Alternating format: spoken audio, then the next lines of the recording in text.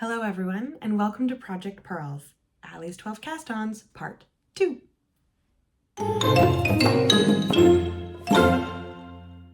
Welcome back to Project Purls, folks. My name is Allie. This is Part 2 of my 12 Cast Ons project.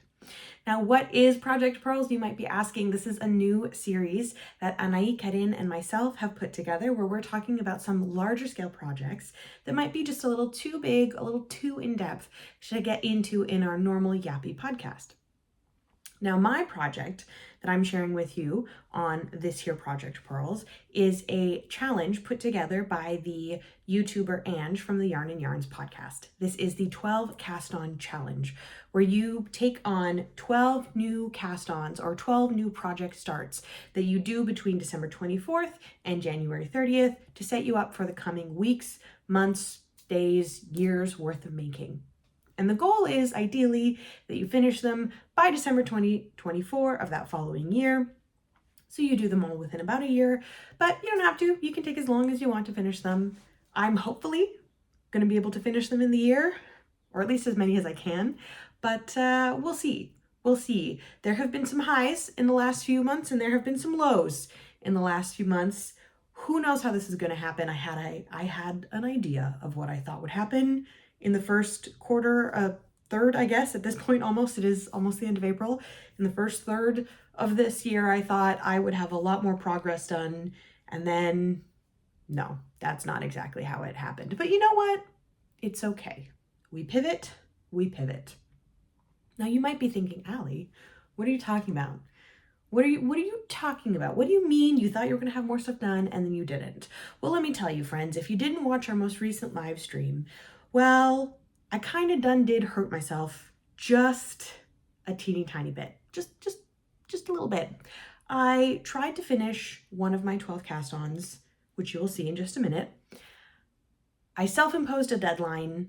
I tried to finish it to meet that deadline, and I overexerted myself to the point of muscle strain in my arms and in my wrists and in my thumbs. And I really had to kind of basically stop knitting for a few weeks. And for the back half of March and the majority of April, my knitting went from being this much in a week to this much in a week. And I don't regret it. I think hand hygiene is incredibly important. You know, we want to take care of our muscles and our musculoskeletal system because, again, not only do I need my hands for my hobbies, but I need them for my day job. So I had to slow down my making, which was a little frustrating because, again, it is my favorite hobby. But you know what? It's okay. I'm starting to feel better now, so I've been able to pick up the needles again, and I've been able to carry on some things, and I've been able to complete something, but slowly. We're getting back to it slowly. So I haven't made the progress in this first third of the year that I wanted to, and that's okay. I had hoped that I would have this video for you before we went to Knit City at the end of March. That didn't happen because I had originally planned that I would have this project finished before we went to Knit City. That didn't happen. But again, it's okay. Now, the first thing I'm going to show you is my big win, my big success. Woo! Insert clapping noises here. I finished something.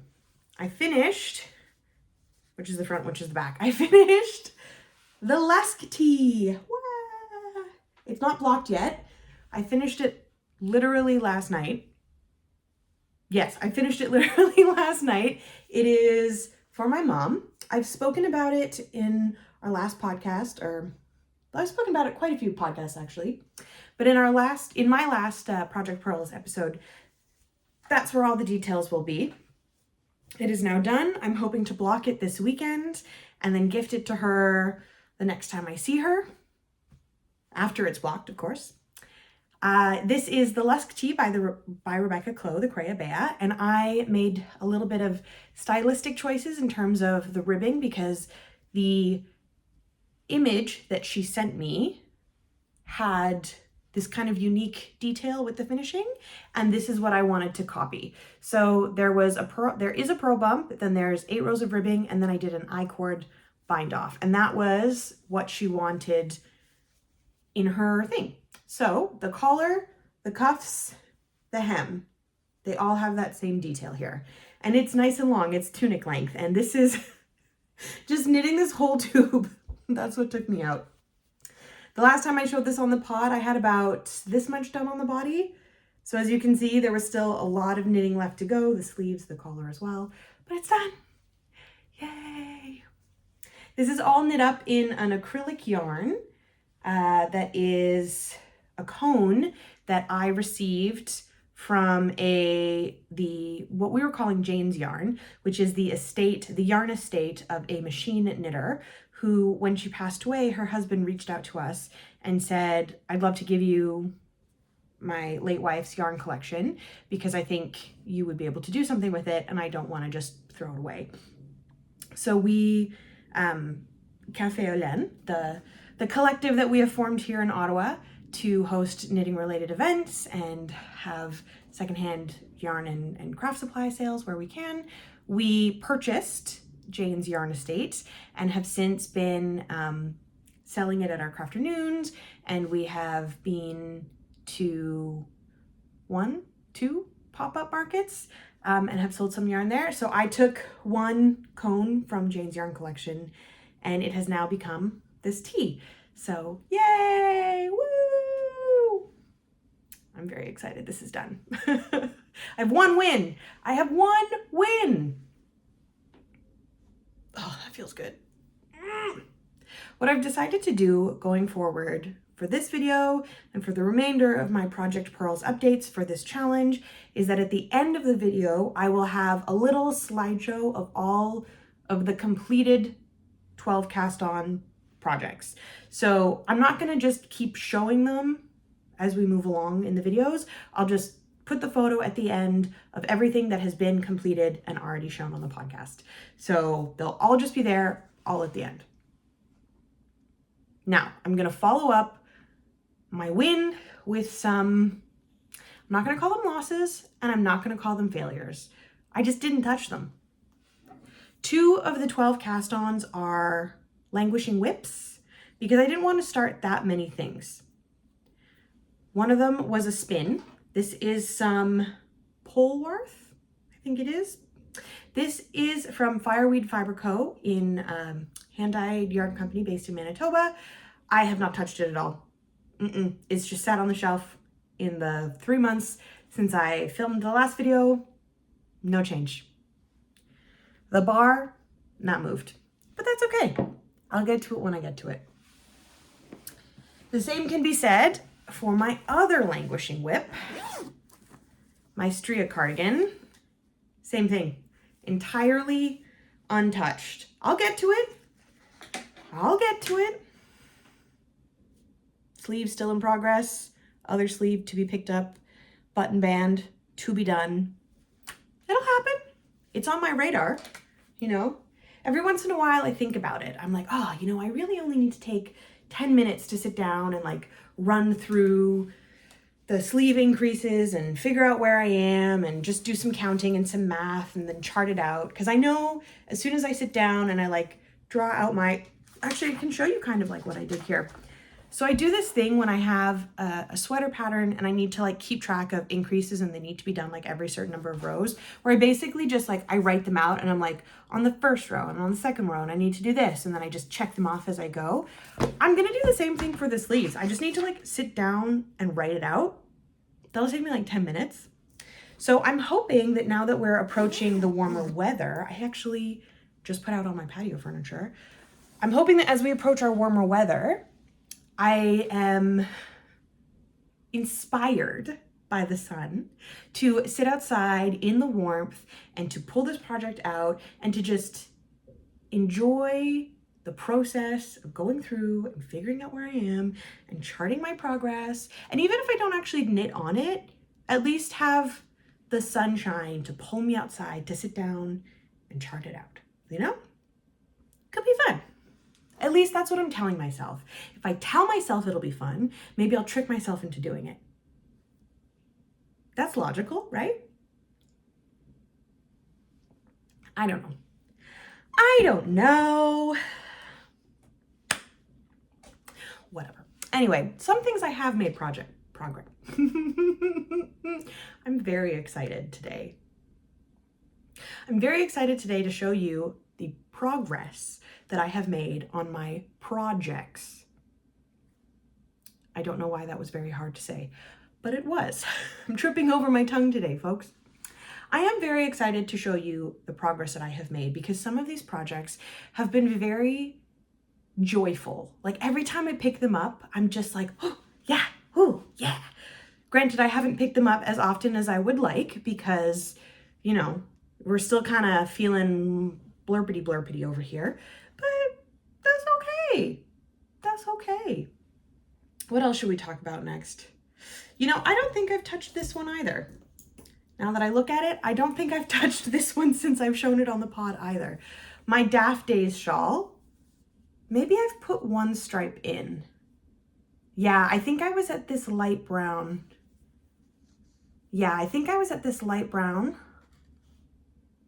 I have. I've put in 3 stripes since we last spoke, which doesn't seem like a lot, but I'm up to like 200 and something stitches across the width of the shawl, and one row takes me like 35-40 minutes. So, you know, each stripe is 4 rows. So 30, it's 2 hours. It's like 6.5 hours of knitting that I've put in here because each row gets progressively longer. So we're just gonna say 6.5 hours of knitting. I haven't picked this one up in a while because I realized pretty soon after I finished the last video that I was actually quite overwhelmed by the volume of whips that I had. To be clear, this is the volume of whips that I have. These are 12 cast on, these are languishing whips, but still I have a lot of whips and I was starting to get overwhelmed by that to the point where I just didn't want to pick anything up. So I decided I'm just going to pick up 1 or 2 things. I'm going to let myself focus on like a small handful of things and finish them, and then I'll turn to the other things that are on the go. So I really wanted to finish the Lusk tee, so that was in my regular rotation. I really wanted to finish a couple of other things, so they have been worked on, and you'll see them. And that's why some of these other projects, like the Daft Days, haven't really been touched since we were last here in January. But that's okay. Some things have gotten progress, some things haven't. And then I signed up to test knit a pair of socks in March, which I had no business doing, but that's all right because I love knitting socks. So speaking of socks, let's actually show some progress on something, shall we?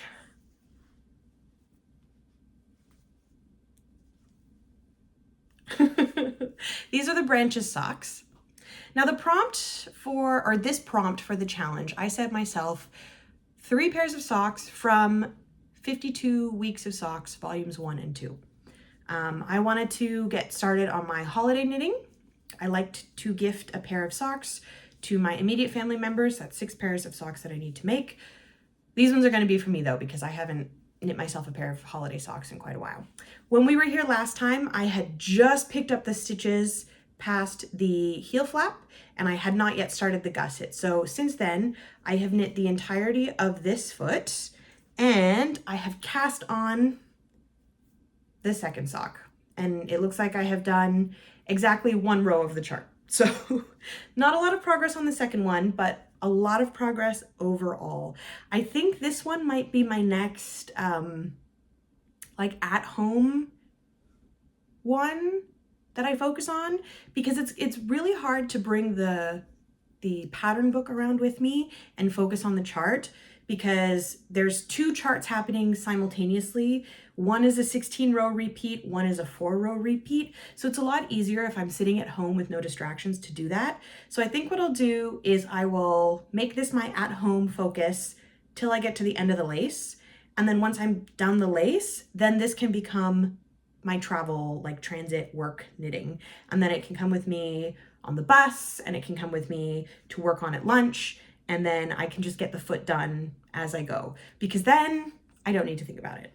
Like sock knitting, this part of the sock, I don't require a pattern at all to do. It has become intuitive at this point. I do a lot of sock knitting and I have memorized my own numbers.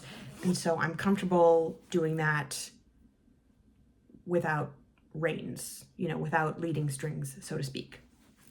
So this, I feel really happy with the progress on these. I would like to pick out the next pattern from the pattern book hopefully by the end of April, and then get that yarn caked up just to kind of give me the motivator to get these ones moving. I won't start the second pair until these ones are done, just because I don't want to have multiple pairs going and then nothing finished. But I would like to have the pattern selected and the yarn ready to go. And I think that in the next week is an achievable goal, because it's gonna like get me thinking about it, you know? So I gotta go look through the book. I gotta go look through the book. Yay. Okay, what else? Let's see. This is something I've also worked on. Not too much, but I've picked it up here and there. Oops, where's that ball of yarn? Here we go. This is the Musselburgh by Tolsta Tee. Come on, yarn. Don't worry about that marker. That doesn't signify anything. Last time we were here, I was probably about here. So I've only put like maybe 2 or 3 inches on this hat. I haven't been picking this one up regularly, but anytime I've needed a project where I've been on the go, like if I'm going to the movies or I've gone to a hockey game, something like that, where I will be interacting with people and I'll be knitting, but I need a small portable project, this has become the one that I grab. So I'm not working on it regularly at home, just so that I kind of have it in the background as an available project, because somehow I've ended up with a multiplicity of projects that are either too big to carry around regularly or too complicated to be brought out into public settings. I don't know why I did that. I really honestly don't know how I've ended up doing that. So this Musselburgh is kind of acting as my like easy go-to stockinette project when I need one. So for that reason, it's just kind of been hanging out, ready to grab when I need it, but not being worked on otherwise. And that's all right. Although I would like to get this one done. I might pick this one up a little bit more over the summer, because I have some gifts planned for next year that require these needles. Also look at these.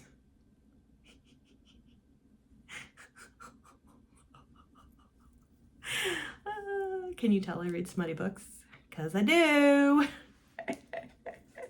Thank you, Caitlin from the Lab Fibers, for selling these at Knit City and telling me that you sold these, because the way I jumped to buy them. Anyway, yes, I have some gifts planned for next year, some hats planned for next year that would require these needles.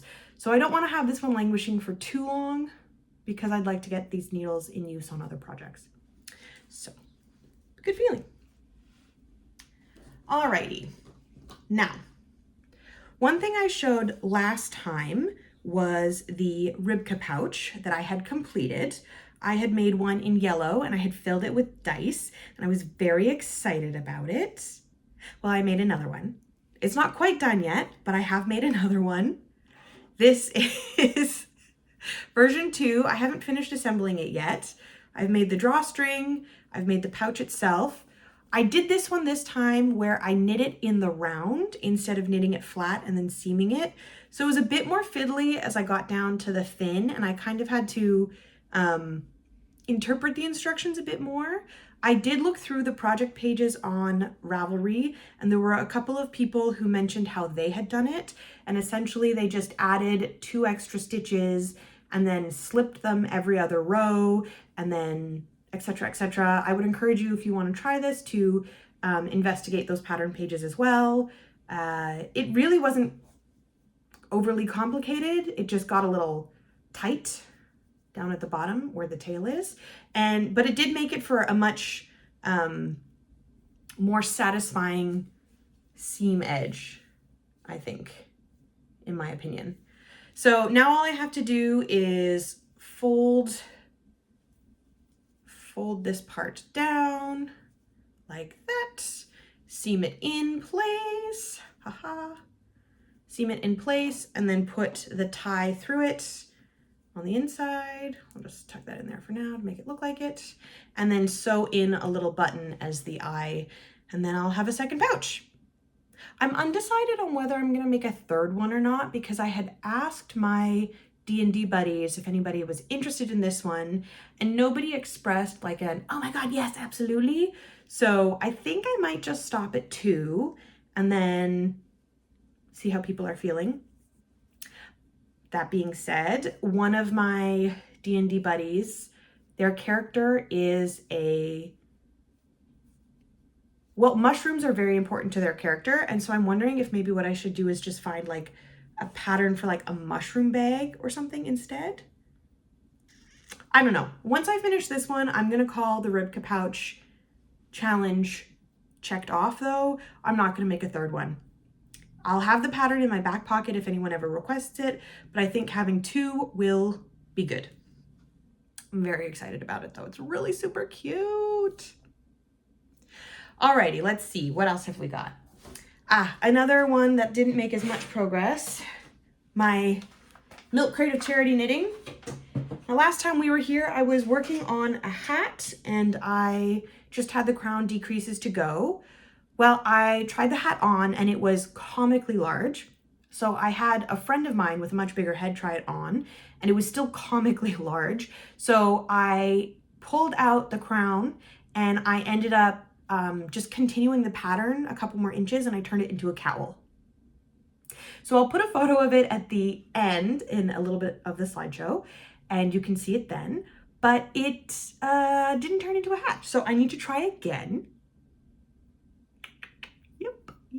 Yep.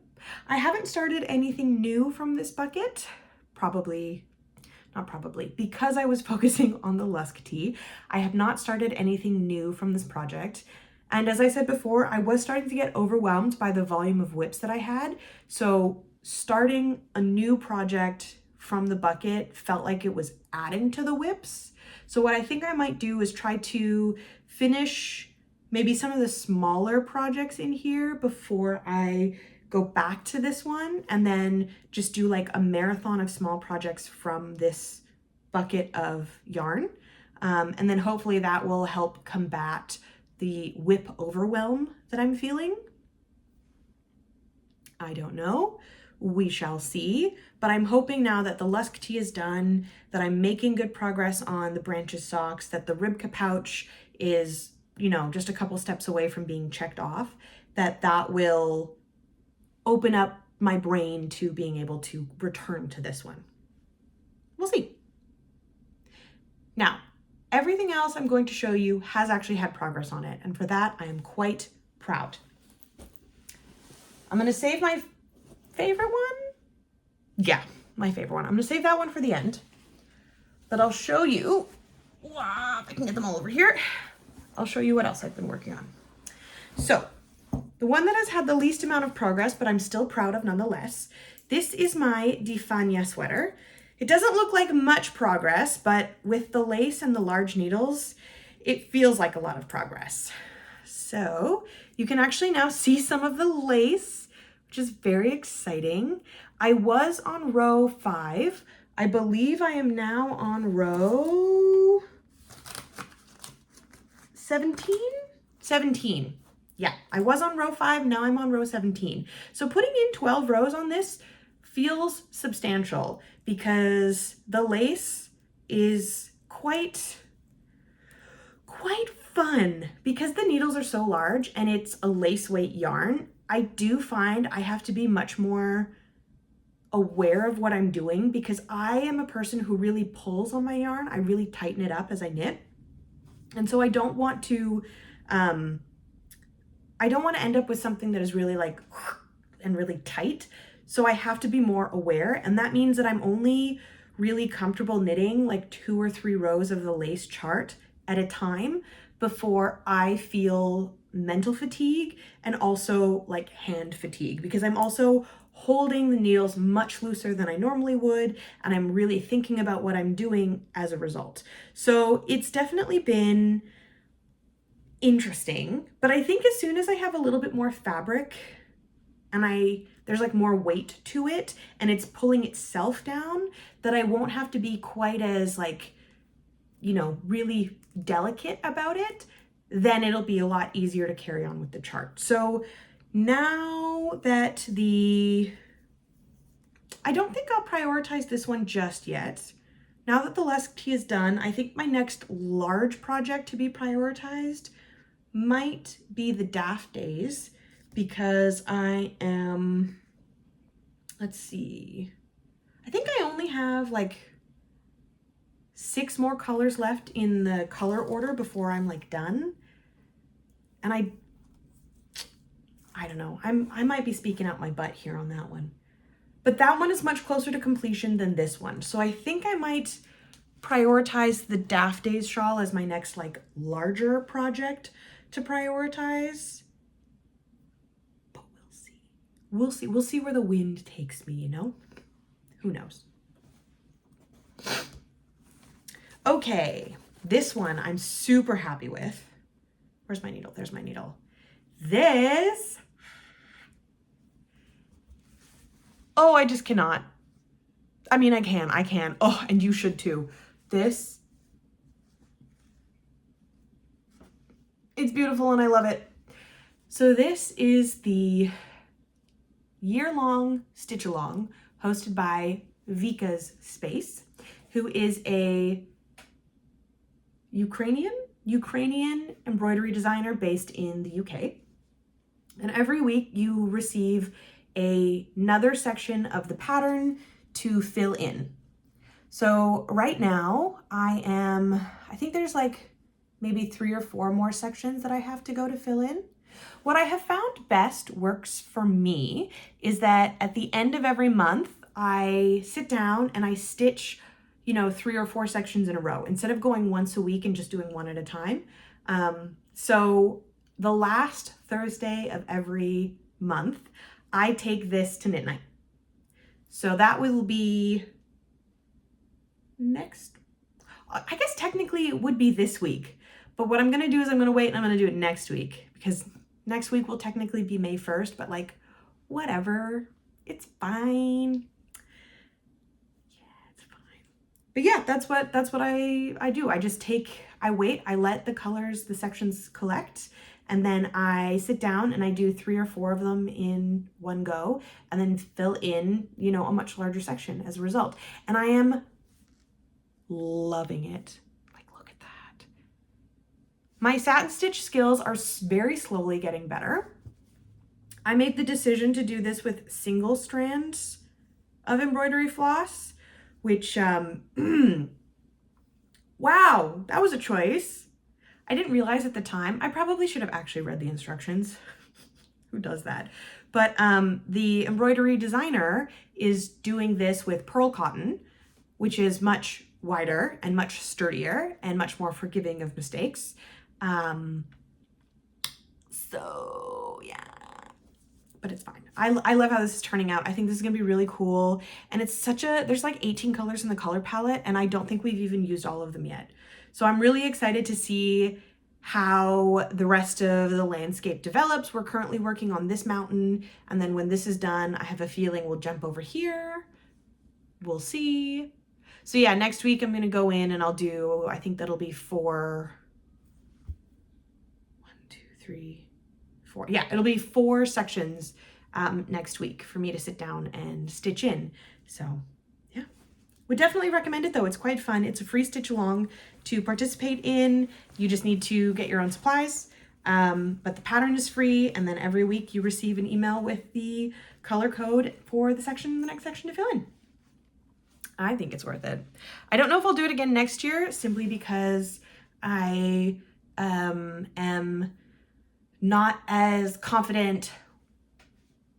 Nope, that's not the right way to phrase this. What is the right way to phrase this? I find I enjoy creating something when I have already seen the finished product. I don't enjoy the mystery aspect of these kinds of stitch-alongs as much as other people do. So I think in the future what I would do is I would just purchase one of her past year's stitch-alongs and just like stitch it in one go. Who knows? Who knows? Now my next thing is something that I have actually had quite a bit of progress on, but I haven't picked this up since February. So not a lot of progress on it recently, but I am so happy with where I left this. I haven't worked on this since we were on the beach, but it actually looks like something. Oh, all the strings are attached and it is going everywhere. Okay. Look at that! It actually looks like most of a garment. So this is my Tencel Tolsta tunic. I have split for the sleeves, only just. I think I have like 4 rows, 3 rows. Oh my God, I've got like 3 rows since I split for the sleeves. So it is very freshly split for the sleeves, but you can see the color transition is beginning. We've got the green to red. The red is beginning in there. Oh, I can't wait. Now that the weather's getting warmer and it is becoming knit in the park season, this will be out in heavy rotation because it's going to be too hot to work on anything woolly. So Tencel is the perfect fiber to work on in the warm weather. And this, look at how sheer that is. Oh my God. This is 1000% going to be one of those like not safe for work outfits, but it's going to look on the beach, you know? You know. I had originally thought that I would have this done by Worldwide Knit and Public Day in June, but then I didn't pick it up in 2 months. I haven't worked on it in 2 months. And as we have learned already this quarter, when you try to finish something on a self-imposed deadline, you get hurt. So I'm not going to be doing that. I'm just going to work away at this until it's done, and I'm not going to try to finish it on any self-imposed deadline because I don't want to hurt myself again. Nope. But this will definitely be outdoor knitting project season priority. Yeah, for sure. I love it.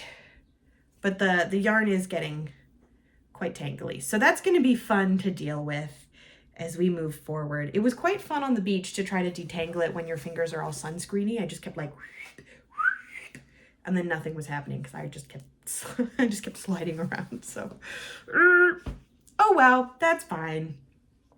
Now for my final project, the one that has arguably had the most amount of work on it after the Tolsta, the one that has very quickly become my favorite project of the 12 cast-ons. I'm going to show you my jelly roll blanket. I've gotten so much of this done. I can't even believe it. And most of it was before I got hurt. Most of the work on this was before mid-March, truly.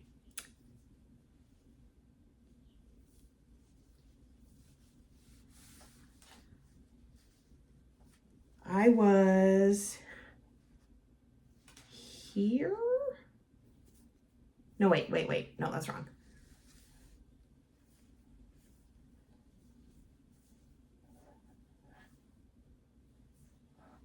It keeps going.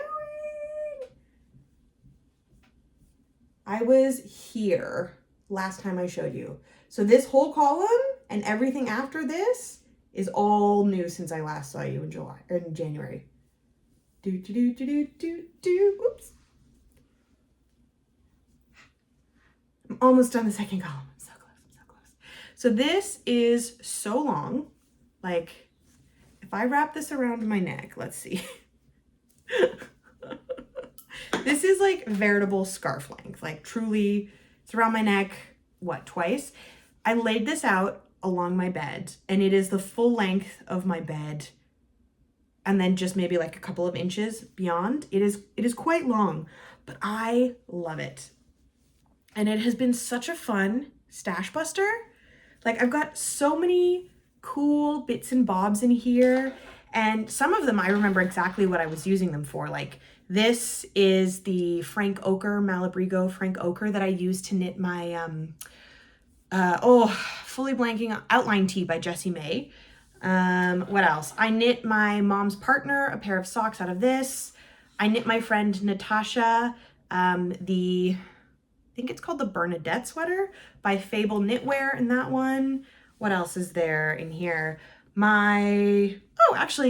This yellow, this gray, and this blue is the sweater, or the yarns that I knit my dissertation sweater in. I knit my dad a pair of socks out of this one. I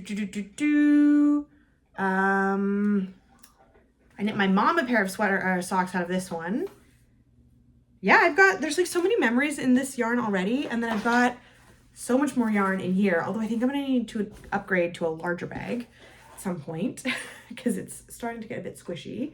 And I'm just having a lot of fun with this one. I literally just like reach my hand into the bag and I just grab my next ball and I just, add it on and keep going. And it's very, very enjoyable because it's become, at this point, meditative. Like, I don't really need to look at what I'm doing. I don't really need to think about what I'm doing anymore for this project, which I deeply enjoy.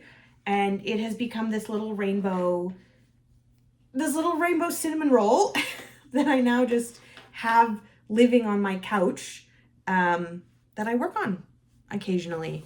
And it brings me quite a bit of joy. And that's that. That is the update. That is my 12 cast-ons part 2. I'm hoping that by the time I talk to you next, that it isn't 3 months from now, that it is a little bit earlier than that. In my defense, I had wanted to wait until the Lusk Tee was done. I didn't realize that that would be a month later than I had originally planned. Oops. Whatever, it happens. But hopefully the next time I'm here, it'll be less than 3 months and I will have something else to show you. But now, head off to the rest of your day and enjoy this tiny but hopefully delightful slideshow of the things that I have thus far finished. Bye.